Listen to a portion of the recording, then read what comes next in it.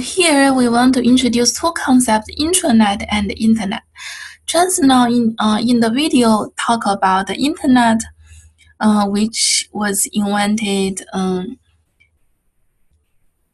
years ago, but not too far away from right now. The original inventor were in the video, and their first version, one of their first version was the ARPANET. And here we want to clarify the difference between the intranet and the internet.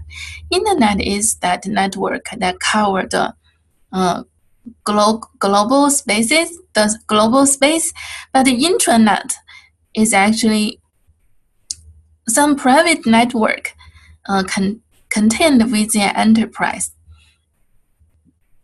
So in other words, intranet is different from the internet.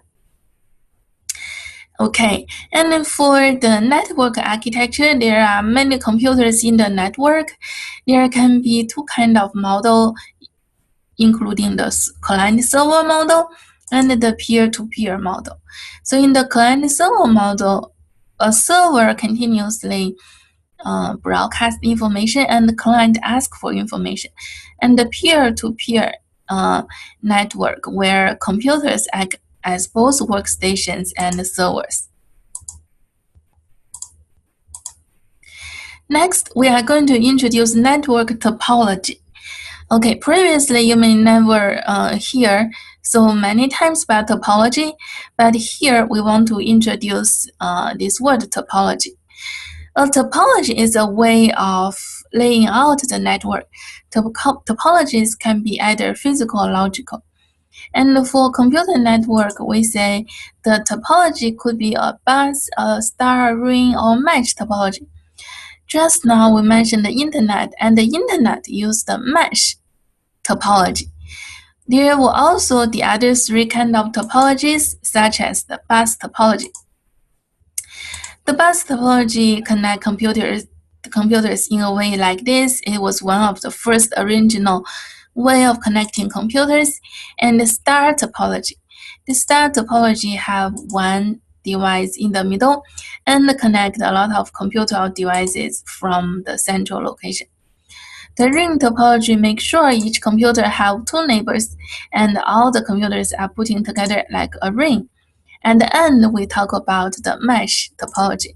The mesh topology tries to connect any computer with all other computers. And each of these topology have their advantage and disadvantage. We are going to show a little video talking about all these topologies. Oh, it is in here.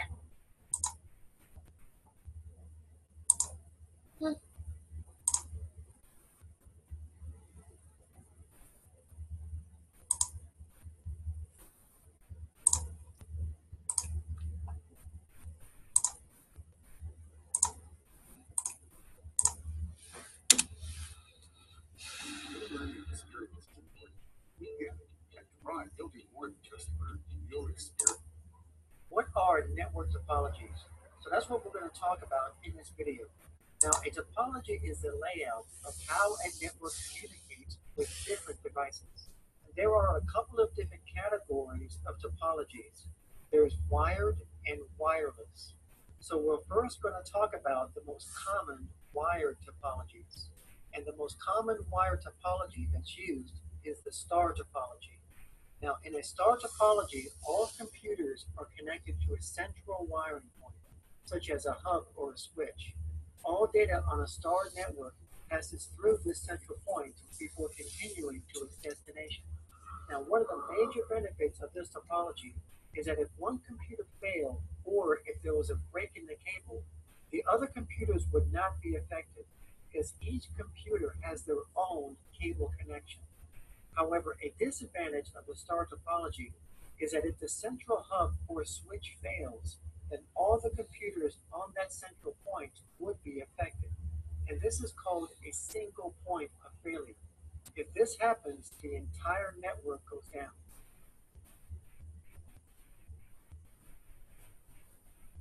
Another type of topology is called ring.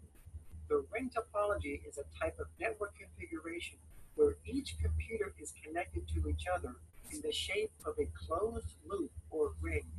So every computer on this ring has exactly two neighbors for communication purposes. Each data packet is sent around the ring until it reaches its final destination. Now, this kind of topology is very old and is rarely used today.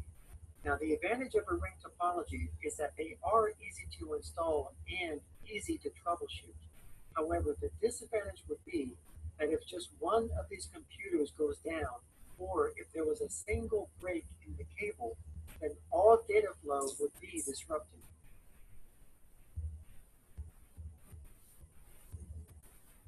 And the next one is the bus topology. The bus topology is very old technology, and like the ring topology, it's not used today that much. This is the kind of network setup where each of the computers and network devices are connected to a single cable or backbone. And this backbone is a coaxial cable. The computers connect to this cable using special connectors called BNC, which are also known as T connectors.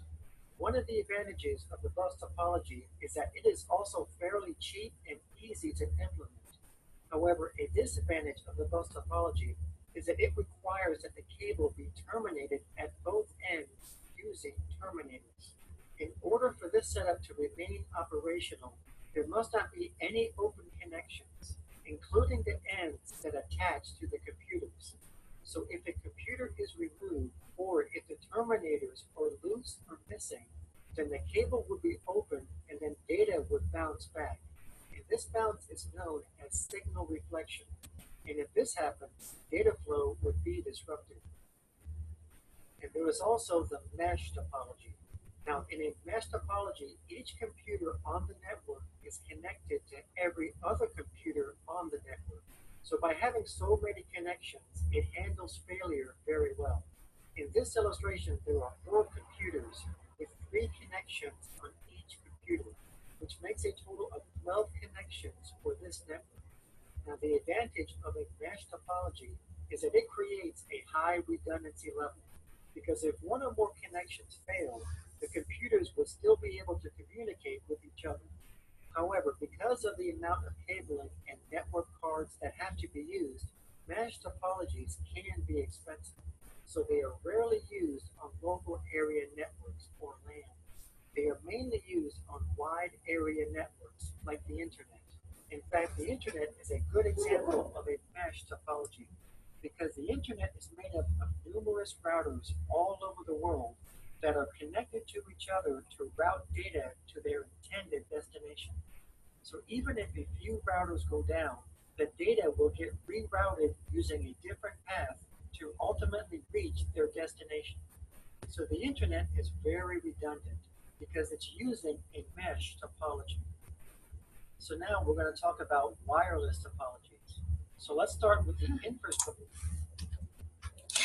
Okay, so the basic network topologies we mentioned introduced in the video here we just saw.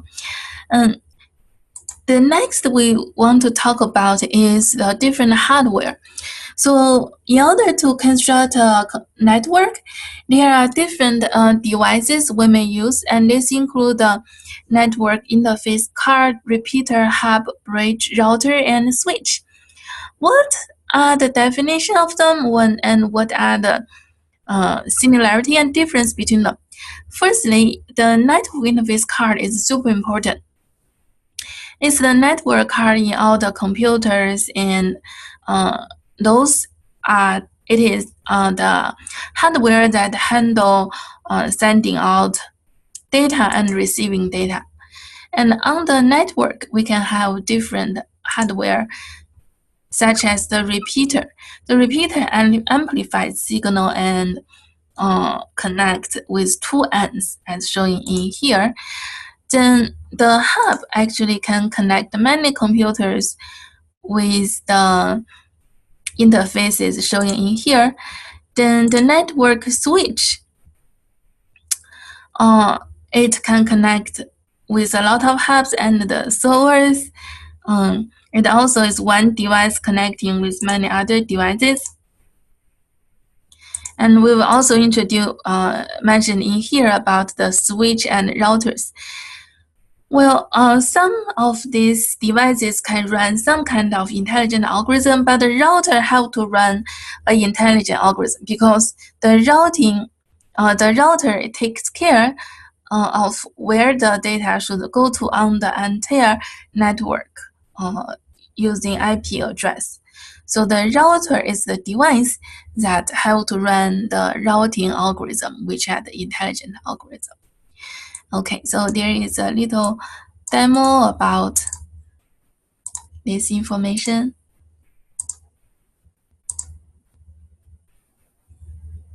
Hello everyone. In this video, we're going to talk about the difference between a hub, a switch, and a router. Now, all three of these devices are similar, but there is a difference in the way they handle data. So we'll first talk about a hub. Now, the purpose of a hub is to connect all of your network devices together on an internal network. It's a device that has multiple ports that accepts Ethernet connections from network devices. Now, a hub is considered not to be intelligent because it does not filter any data or has any intelligence as to where the data is supposed to be sent. And that's because the only thing a hub knows is when a device is connected to one of its ports. So when a data packet arrives at one of the ports, it is copied to all of the other ports. So all the devices on that hub sees that data packet. So again, a data packet comes into one port, then the hub will just rebroadcast that data to every port that has a device connected to it. So even if this computer here only wanted to communicate with this computer over here, these other computers would still receive the data even though the data was not intended for them. So when this happens, it not only creates security concerns, but it also creates unnecessary traffic on the network, which wastes bandwidth. Now, a switch is very similar to a hub. It's also a device that has multiple ports that accepts Ethernet connections from network devices. But unlike a hub, a switch is intelligent. A switch can actually learn the physical addresses of the devices that are connected to it, and it stores these physical addresses, called MAC addresses, in its table. So when a data packet is sent to a switch, it's only directed to the intended destination port, unlike a hub, where a hub would just rebroadcast the data to every port. So as an example, if this computer here wanted to communicate with this computer over here, the data packet arrives at the switch, and then the switch will look at its table of MAC addresses and matching ports and deliver the data to the correct port. And then the data packet would only go to that computer. So that's the major difference between a hub and a switch. So as a result, switches are far more preferred over hubs because they reduce any unnecessary traffic on the network. So as a review, a hub only detects that a device is physically connected to it, and a switch can detect specific devices that are connected to it because it keeps a record of the MAC addresses of those devices. Now, hubs and switches are used to exchange data within a local area network. For example, such as in your home network or in a business. They are not used to exchange data outside their own network, such as out on the internet. Because to exchange or route data outside their own network to another network, such as out on the internet, a device needs to be able to read IP addresses. And hubs and switches do not read IP addresses. So that's where the router comes in. Now, a router does exactly what its name implies. A router is a device that routes or forwards data from one network to another based on their IP address. When a data packet is received from the router, The router inspects the data's IP address and determines if the packet was meant for its own network or if it's meant for another network. If the router determines that the data packet is meant for its own network, it receives it.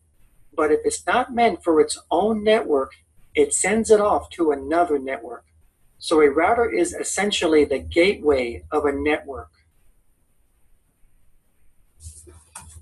So here we have a private network with its router, and we'll refer to this as the red network, indicated by the red colored screens on the computers.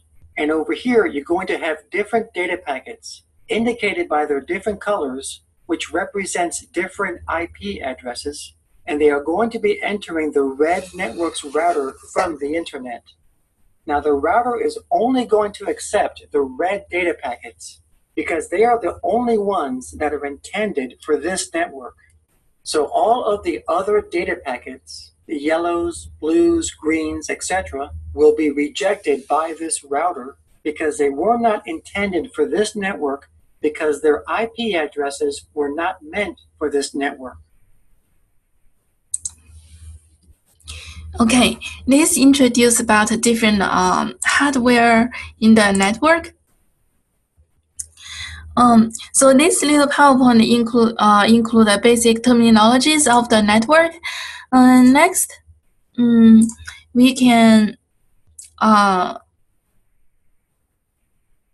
come back to the IoT network. We are talking about information here through this PowerPoint. So you should be able to do this quiz after we mention a little bit more stuff from the zip file inside here. Okay.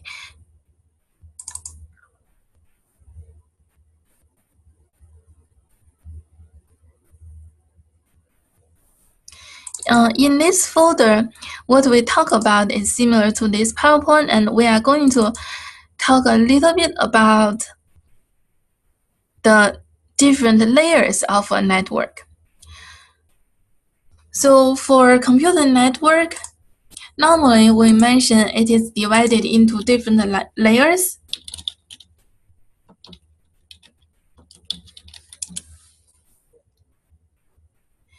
Okay, so if you look it up, for example, on Wikipedia, it talks about the network layer. We consider the network have different layers from the physical layer to link layer and until application layer. And here in this PowerPoint, we talk about the physical layer. So for the physical layer, the main job is to do modulation. So the modulation would be the so here it talk about the physical layer modulation. There could be many different kind of modulation, including the amplitude modulation, frequency modulation, and phase modulation. So this is about mixing a signal to the carrier signal. So again, there are many kind of modulations, and these are done on the physical layer. I believe right now you should be able to do some do the quiz that is uploaded. Okay, so that concludes today's little lecture. We talk about the network topology, and we talk about the hardware devices, and we also talk about the physical layer modulation. Okay, that is today's lecture.